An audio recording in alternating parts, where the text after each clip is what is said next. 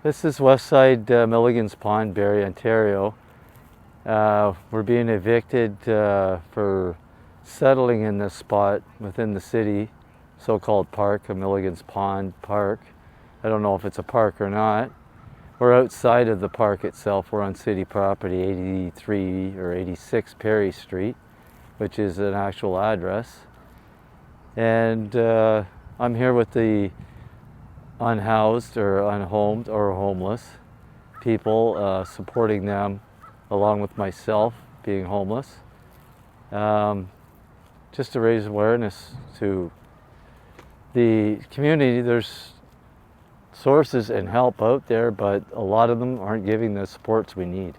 I'm supposed to be evicted right now. I was supposed to be gone. So they gave me 24 hours yesterday. As you can see, there's more than myself in this encampment, and there was nobody home to receive the 24-hour notice. Some of them got an hour. Some of them don't even know they have their notice, and they're ready to send in a cleanup crew to throw everything we own, all our belongings, everything we've achieved to get back that we've lost in life. They're ready to throw it all in the garbage. I was living here last spring. I started here, they evicted us. I left peacefully, and I got evicted from another private property, as well as others, and we just accumulated back here again to this spot this past fall, or spring, summer, spring.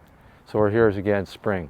By law, I don't have to move very far, and they just have to do the process over and over again. I don't know, I haven't really thought about it. There's many places, but it's just going to be the same thing. They're going to bounce us all over the city until there's no more moving. And then somebody's going to get aggravated with it, and it's going to get out of hand, and that's when the police come in and they arrest the people, and that's the end of that, right? That's where they push you to your limit. We don't want to go to our limits. We just want some half-decent housing, some answers to why we can't achieve housing and anybody with strings can. We just want a fair chance at everything. I was an outreach worker. I still am, with two different groups. I work side by side with all the community outreach programs in Barrie. We were, I won't say that, but we were asked to step in and assist the homeless, find out what's going on and what's the process legally, how this is going to come out and about. My partner with Ryan's Hope was supposed to step in, but he, last April, but he came down ill, so I stepped in his place and took over. And here I am, still at the same thing. We finally got what we wanted, and our legal backing fell to pieces. So hopefully we got more legal backing, so we can fight this. I became an alcoholic when I found out my home life fell apart. My spouse and I weren't together anymore, so Simcoe. County of Simcoe, they have a program. It's, I can't remember what it's called, but they gave me, said there's $1,550 towards your rent. Find a place, you have 3 months.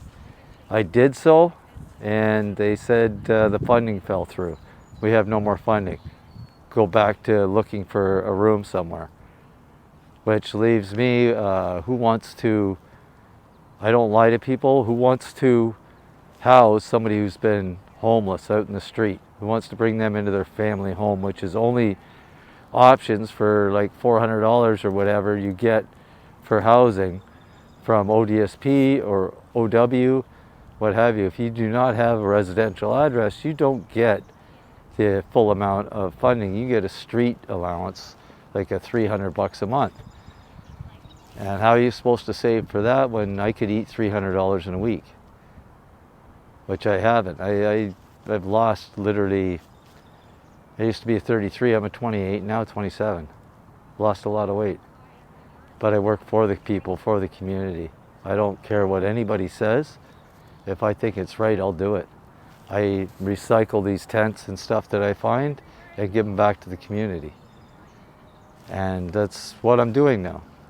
Tomorrow, I don't know what I'll be doing. But I'm still looking for housing, actively looking for housing, constantly. Do you think I want to be in a tent? No. I'll still come and support and be there for the people, but I still need a house. I'm old. I'm like 56 years old. I don't need this. I don't need this every day, waking up with the back and the ache and this and that. I can't do it anymore. I'm getting old. Does it make it challenging to hold a job, find a job? I can't take a job because I ended up with short-term memory loss. And I can't remember the numbers and stuff like that I need to do my job. I had a fabulous job and I retired early because of this condition I had, and I couldn't do it. I'm an active person. I lied my way back into getting another job, a well-paying job, 38 bucks an hour to start.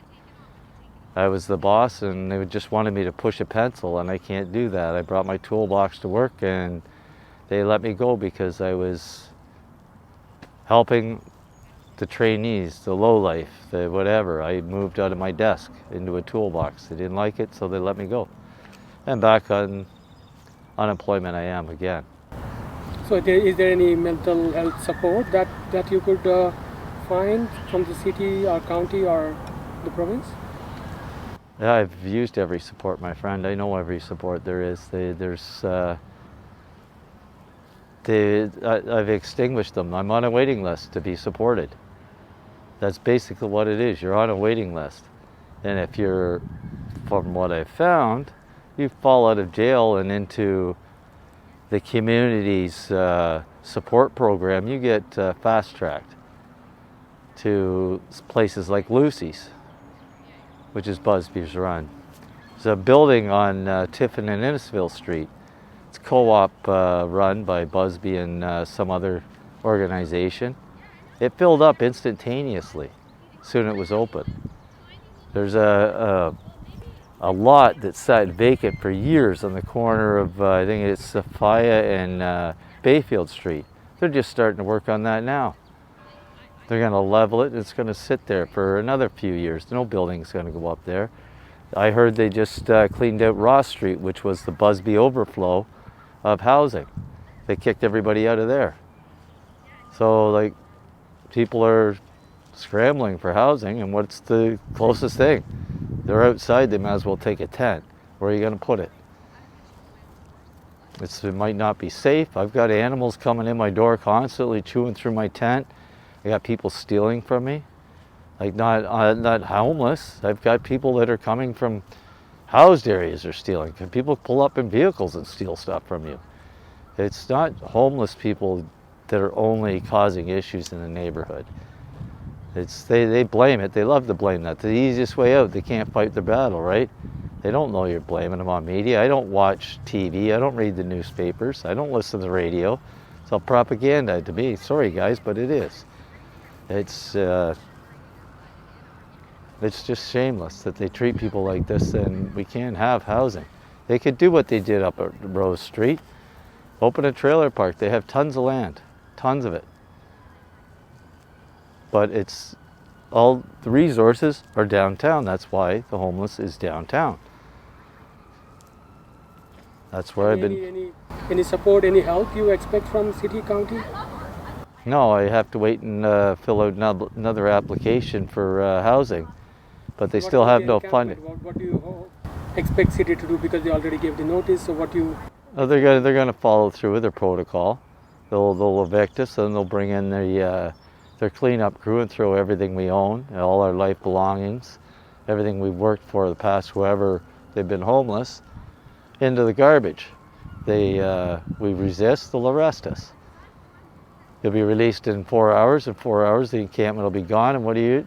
Back to square one. You start all over again. Some people, they don't have the resources or the knowledge to go to, like Christine from Ryan's Hope, Laura from CMHA, Gilbert Center, John Howard Center. They have no idea that they even exist. So what do? The next thing to it, they have no money. What are you going to do? You're going to steal what you need. You're hungry. You're going to steal it. You're going to take it. You're going to get it somewhere. Somewhere, somehow. You're going to get it. Hence, I recycle all these tents. People, I don't know, there's people that come to me all the time. Have you got a tent? Have you got a sleeping bag? Have you got this? You got that? I hand it out left, right, and center as long as I have it. If I don't have it, I make a call out to all these places, and they usually bring it. Like the Barrie Friendship Center, Native Friendship Center. Arlene, one of the best supporters I've ever had in my life. I call her, she's on spot, guaranteed, 7 days a week. I need something, emergency, boom, she's there. Are you an indigenous person or? No. No, she's just a colleague that I work with. But like I told you, I work with all the groups. I have connections to all the groups, and she's one of the ladies that I lean on the most. And she has more knowledge than a lot of the office people at these other places. She's a driving outreach person, so she knows. She works from Timmins or even further to Niagara. She knows everything about everything. She knows where all the encampments are. She does and I do. So we work together, we go in and source things out, right?